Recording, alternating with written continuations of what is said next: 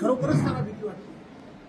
सत्ताधाऱ्यांच्याकडे एवढं पाशविभौमत आहे, ते मला विरोधी पक्षाच्या पदाची घोषणा करायला तयार नाही. ते माझा ठाईठाई निधी अडवण्याचा प्रयत्न करत आहेत, ते ठाईठाई मला त्रास देत आहेत. परंतु या सगळ्यातून माझ्यावर काही परिणाम होत नाही.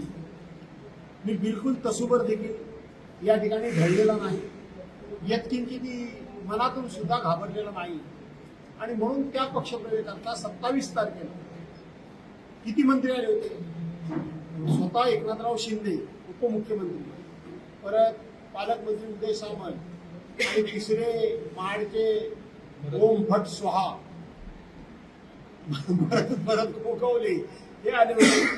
दुसरे ते बामदास छमछम ते काही आले नव्हते. त्यांना नको सांगितलं की काही आली तर ते मलाही सांगायचं राहिलं. त्यांनी उलट 2-3 सभा घेतल्या असतात, 20,000 मतं माझी वाढली असती. काय त्यांनी छमछम केलं असताना.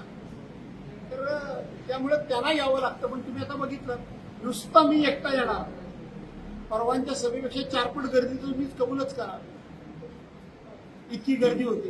याचा अर्थ त्यांना माझी अडचण वाटते की आम्ही एवढे मोठे माणसं असताना एवढे फक्त आणि करोड रुपये खर्च केले. परवाच्या पक्षप्रवेशाकरता